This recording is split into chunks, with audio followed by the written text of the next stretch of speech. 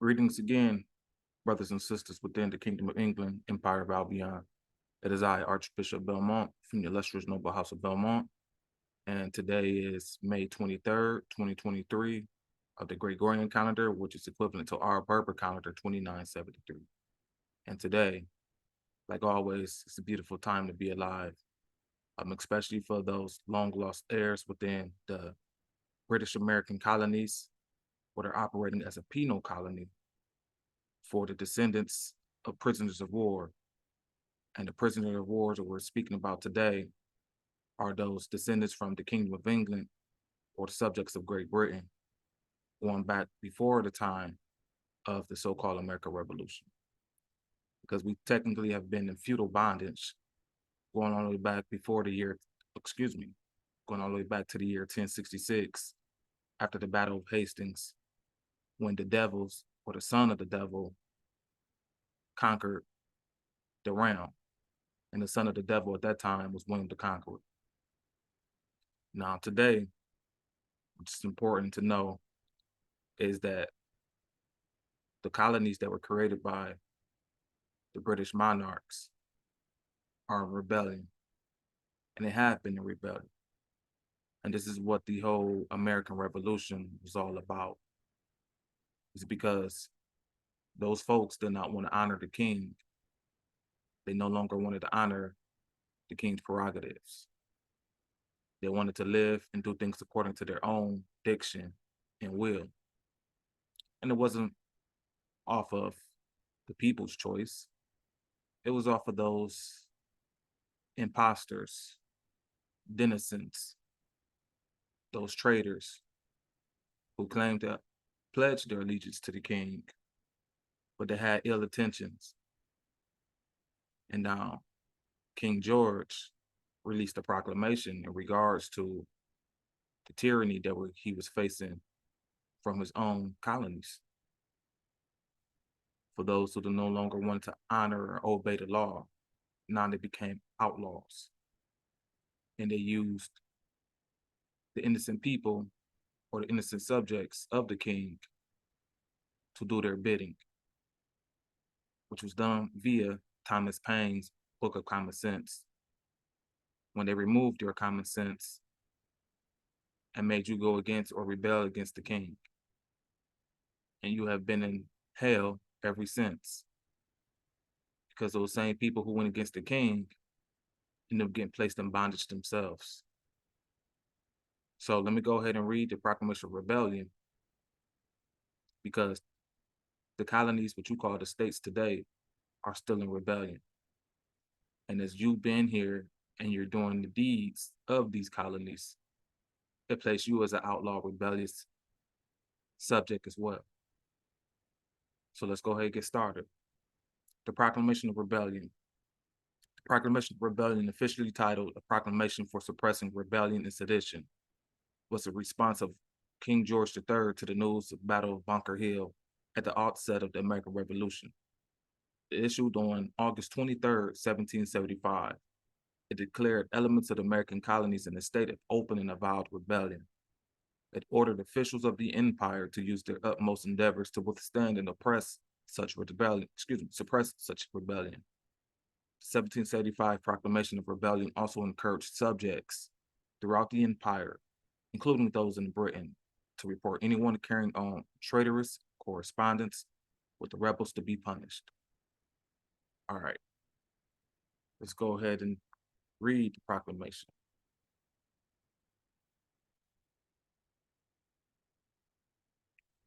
The Declaration of Rebellion. And we all know any proclamation from the king is considered law. Any proclamation from the king is considered law. Okay? All right, so it says, Declaration or Proclamation of Rebellion.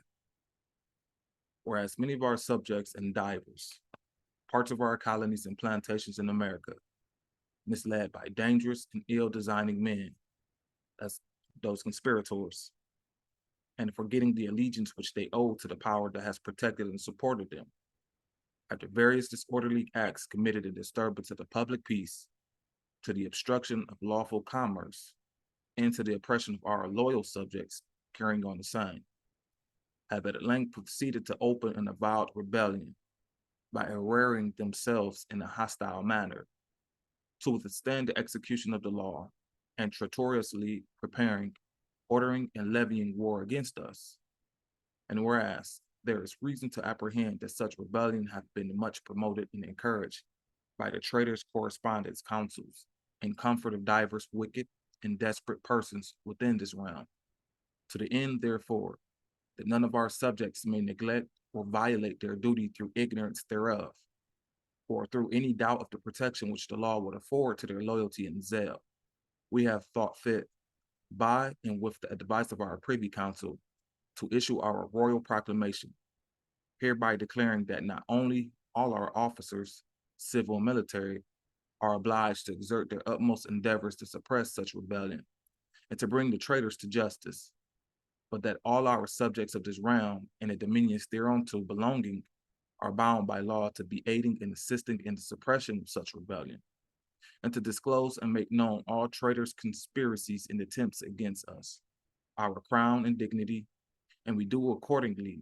strict charge and command all our officers, as well as civil military and all others, our obedient and loyal subjects, to use their utmost endeavors to withstand and suppress such rebellion, and to disclose and make known all treasons and traitors' conspiracies which they shall know to be against us, our crown and dignity, and for that purpose, that they transmit to one of our principal secretaries of state or other proper officer, due and full information of all persons who shall be carrying or found carrying on the correspondence with, or any manner or degree of aiding or abating persons now in open arms in the rebellion against our government, within any of our colonies and plantations in North America, in order to bring to condemn punishment the authors, perpetrators, and abettors of such traitorous designs.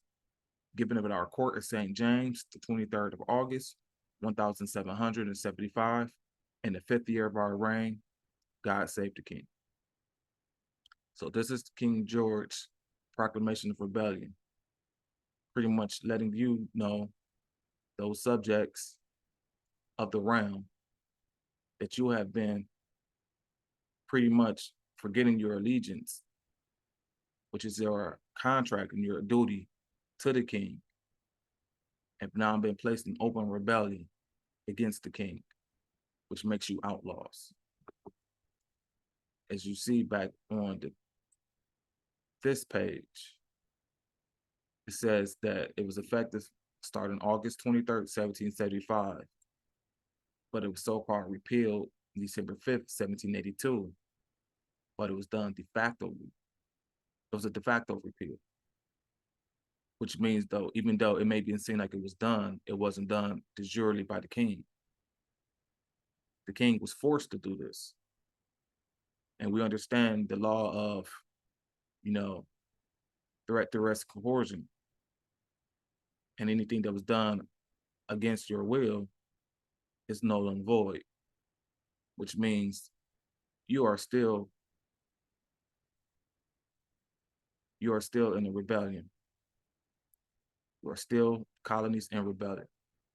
And let's go ahead and read King George's proclamation, or his notice to Parliament. All right, King George III's speech to Parliament, October 26, 1775. This is only a couple of months right after he released the Proclamation of Rebellion. And he says, "My lords and gentlemen, the present situation of America and my constant desire to have your advice, concurrence, and assistance on every important occasion have determined me to call you thus early together. Those who have long too successfully labored to inflame my people in America by gross misrepresentations and to infuse into their minds a system of opinions repugnant to the true constitution of the colonies and to their subordinate relation to Great Britain, now openly evolve their revolt, hostility, and rebellion. They have raised troops and are collecting a naval force. They have seized the public revenue and assumed to themselves legislative, executive, and judicial powers, which they already exercise in the most arbitrary manner over the persons and properties of their fellow subjects.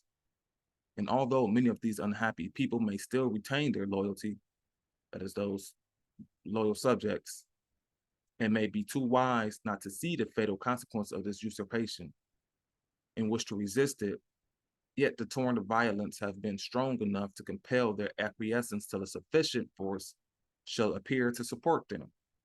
That is, your Christ. And the Christ is the King, return. The authors and promoters of this desperate conspiracy have, and the conduct of it, derived great advantage from the difference of our intentions and theirs. They meant only to amuse by vague expressions of attachment to the parent state and the strongest protestations of loyalty to me, while they are preparing for a general revolt. On our part, though it was declared in your last session that a rebellion existed within the province of the Massachusetts Bay, yet even that province we wished rather to reclaim than to subdue. The resolutions of Parliament breathe the spirit of moderation and of forbearance. Conciliatory propositions accompanied the measures taken to enforce authority, and the coercive acts were adapted to cases of criminal combinations among subjects, not then in arms. I have acted with the same temper, anxious to prevent, if it had been possible, the effusion of the blood of my subjects and the calamities which are inseparable from a state of war, still hoping that my people in America, that is you subjects who can literally trace yourself going back and want to pledge your allegiance back to the king accordingly, who didn't want to become so-called Americanized or chattel property or slaves, who actually loved the king, would have discerned the traitorous views of their leaders and have been convinced that to be a subject of Great Britain with all its consequences is to be the freest member of any civil society in the known world. Pause.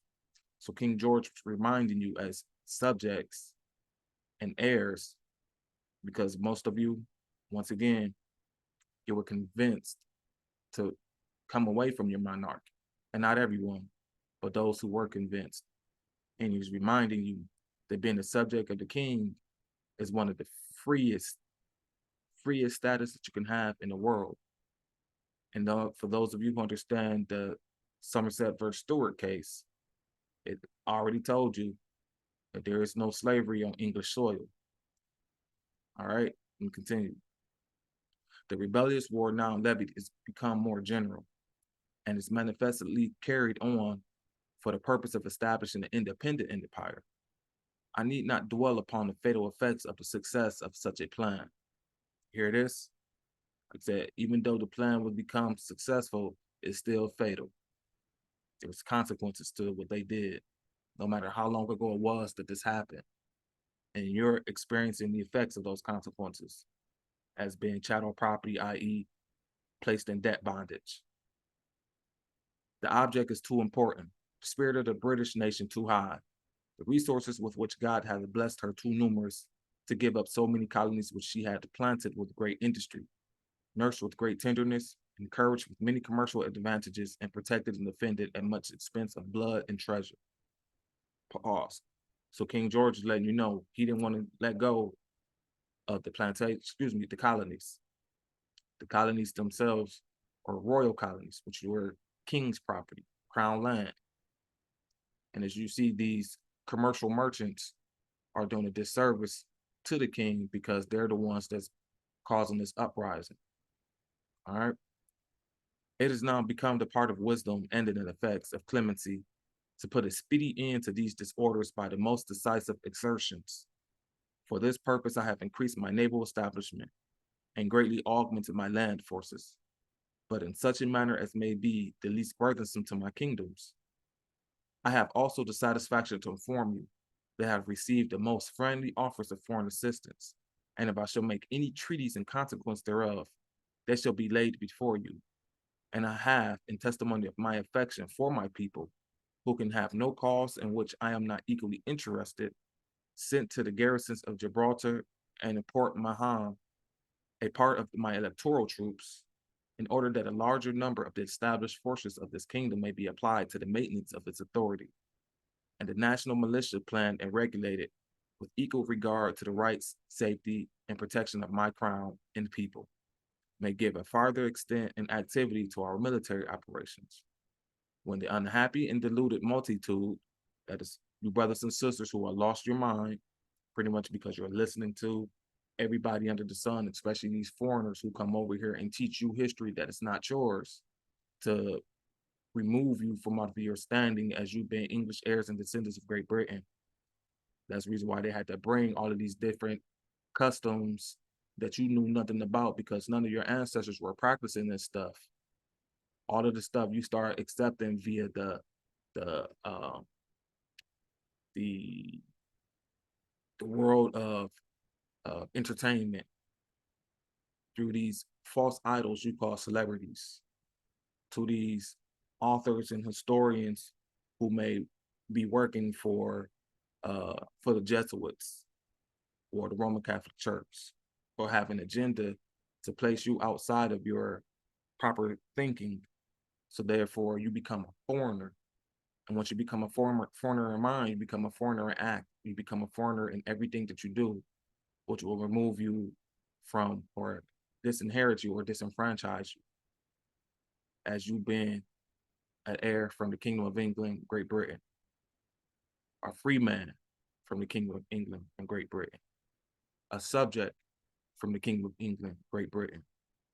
And we know that historically, before it was called Great Britain, it was called Albion. And the name Albion doesn't mean just a particular territory. It also means earth or the world. Okay? So let me continue. So when he says, when the unhappy and deluded multitude, that is just, or you in this case, because you don't know, against whom this force will be directed shall become sensible of their error. So you must become to your proper state of mind. You must bring your senses back because you lost them. And you must realize that for you to be a subject of the king, you got to go back to the thinking and the understanding and comprehension of who your ancestors were. And I'm not talking about no so-called African ancestors, because Africa is a corporation. All right. You can't prove, and there's no proof that you come from over there, from the history that ties you to England or the colonial period, going back to time immemorial. All right. I shall be ready to receive the misled with tenderness and mercy. So there's mercy for those of you who lost your mind and come back. And in order to prevent the inconveniences which may arise from the great distance of their situation, and to remove as soon as possible the calamities which they shall suffer. So all of the suffrage you're going through because you no longer you forgot who you were, because you were going up with these new policies and procedures of these foreigners. The king will remove all of those calamities, all of those issues. Like it says, seek ye first the kingdom of God, and all these things will be added upon you. You'll be coming back home to what is already yours, which is one of the best positions that you can have in the known world. All right.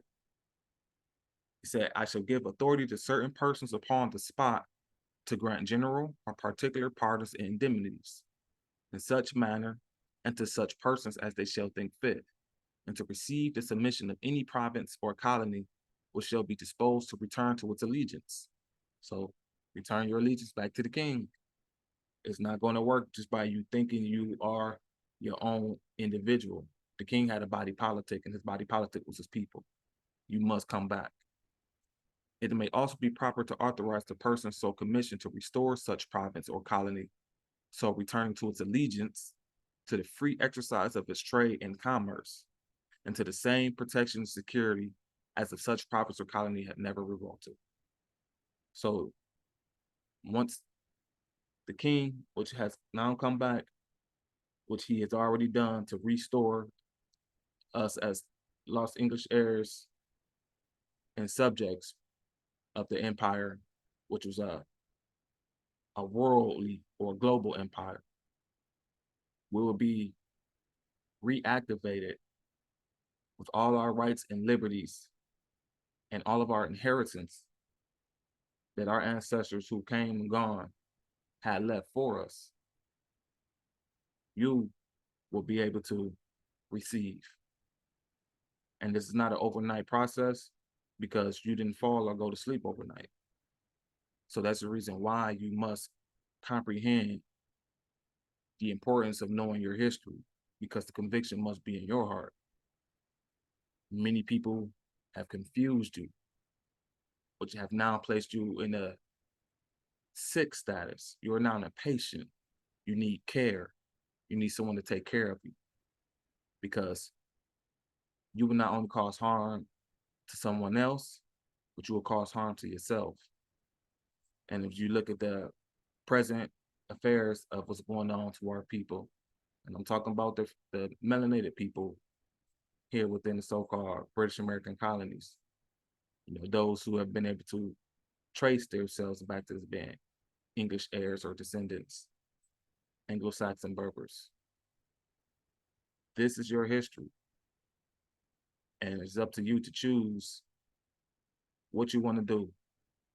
You continue to stay lawless and stay in damnation forever, or you can rise and ascend into heaven, because the kingdom of heaven is synonymous with the kingdom of England. And there's only one way, and you must come through the church first, because we were members of our church. Being a member of the church meant you were what? You were alive. Anyone outside the church considered outlaws, lawless, born. And we have no room for anyone who does not want to be part of what our ancestors, predecessors laid down, which is law and history, and is preserved through the church and lived through the people. So with that being said, this is your way home. Either you can continue to be in a state of rebellion, or you can come back home and receive the mercy and the tenderness of the King, who always cared about his people. So with that being said, peace.